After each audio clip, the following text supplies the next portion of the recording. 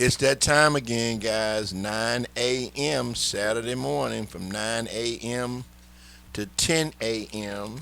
We are on live at 102.5 FM. KMAZ, Amazing 102.5, your do good through good station. And you just heard from my lovely co-host, Miss Robin Owens. And also in studio today is Adam Nelson. Adam Nelson. Ride or die, Adam Nelson. So what's going on, H-Town? What's going on, H-Town? Man, y'all know how we do it here. Go ahead. We trying to beat the heat. Last couple My of days. goodness. It's been 103. Oh, he Every day, all day. North side, south side, west side. It's hot. It's all hot. sides. And let me fuss at both of y'all because y'all been in Houston. It ain't nothing new. This I'm not. I'd rather take the heat than anything else. in the cold. I'm like you. I'm just I saying can it's cool hot. off. I can cool off. But we can talk about gas prices. That I'm not cool with. Well, that's I saw that. What was that? Biden, he made an announcement to some of the oilers, all companies, stating that they need to drop the price at least $1.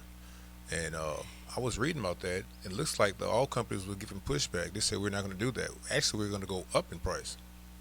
The crazy thing about that, though, Adam, is if he could make that request and they could even contemplate it, that just tells you the margin of profit that is existing in a gallon of gas. Because if you're like, we're not going to do it, or yeah, we are, or then it's just showing us, and it's a hard conversation to have in Texas and in Houston in particular because so much of our economy is driven by the oil industry. But at some point, it can't just be that we got to suck up and take it too, just because they're trying. You know what I'm saying? At some point, we as consumers have to have some sort of relief, even though many of us, and it doesn't necessarily affect my family because we're not employed in oil and gas, but so many Houstonians and people in our region are. But still. But Robin, It's global. Yeah. And Robin, you're a mind reader. I don't know if you guys know it or not, but I wear multiple hats. But my educational background is I'm a petroleum engineer by trade. So I'm definitely in the oil and gas industry. And let me tell you something, guys. Trust me, it does not take that much money to produce a barrel of oil based on the prices of how gas is rising. And let me tell you, the oil companies is taking advantage of the marketplace. And that's what they do. That's capitalism. That's what capitalism. They do. Exactly. It's not just them, it's every one of them. Yeah, it's insurance companies, right. It's insurance companies, it's healthcare, it's everything. Yeah, it's everything. It's education. Exactly. The cost, everything. Exactly. It's unreasonable. So I don't blame the oil companies, for I do. Well, again, I understand. What I was going to say is I don't blame them, but I do. And here's why I don't blame them. In a low market, when the market is, let me give you a good example. Everybody know a man named Jerry Jones. You know him? Jerry Jones. Jerry Jones, the owner of the Dallas Cowboys. He also owns a company called Comstock Resources. Okay. It's a natural gas company. And if you follow natural gas, 5 years ago, natural gas was little or no money, period, cheap. And he was on all of this gas. He sit on all this gas and was losing money right and left.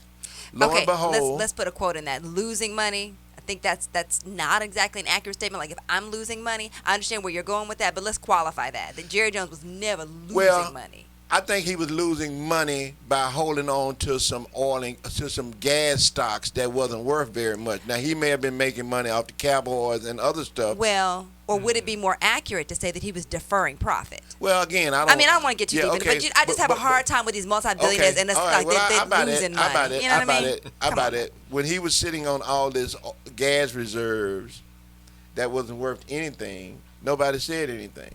As soon as the freeze came along, now gas became a premium and he maximized on it. That's capitalism. Absolutely. Okay, but if we're going to talk about the freeze, and that's when gas price, come on, all of that is all connected. And again, in every single scenario, the consumer or the resident is the one who's suffering in every one of those scenarios. Absolutely. When he's up, we're suffering, and when he's down, we're suffering. Like, come on.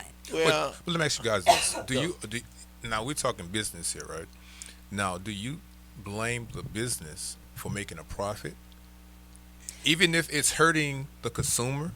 I don't blame the business for making a profit, Adam. I blame a business for making an astronomical profit that is that is gouged to the point where it's keeping an underclass and underclass. So yes, okay. there is not. It's not a simple answer.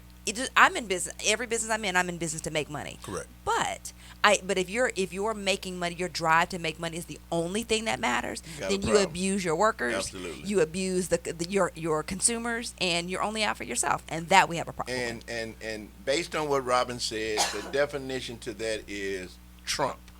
If you want, if the definition to a person that only cares about himself and nobody else around him, the definition to that is Trump. I'm getting signals from our producer. Is it time to go to a break? No. Okay, well. But you know what though? Yes, Trump is part of it. But let's be honest. Also, these problems that we're seeing from a capitalism standpoint didn't start when Obama left office. Like it is a problem that is in the fabric of this country. Our obsession with capitalism and the market driving everything and profit ruling at above all costs. I mean, even even Wu-Tang said, cash rules everything around me. But at the same time, you got to understand this. This westernized system that we live in was based off of capitalism. We could go all the way back to slavery. That was from funding, right? So now, if you got a system that's based off of capitalism, how can you like go around that? You can't. It's like you got to go either through it, you got to play the game, or not be part of the game. And see, Adam, for me, I'm kind of torn between both because here's how I believe. I believe that if you can't beat them, join them. Absolutely. But at the same time, and that would be fine if the playing field was level. Okay, that would be fine. And that's the problem. Now again, we're gonna fight all day today because I'm tired of us. We're gonna take advantage of a piece of the system that still keeps most of us down. And just because I can win in this little subsection, I'm still getting hammered in every other area of my life. So I still agree. stay in the same position. I agree. So again, that's what I was saying. I'm torn between. If you on the business side, then obviously you want to do what you can do to drive your business. If you're a consumer, then you want the best price. So let's do this. This is an interesting topic.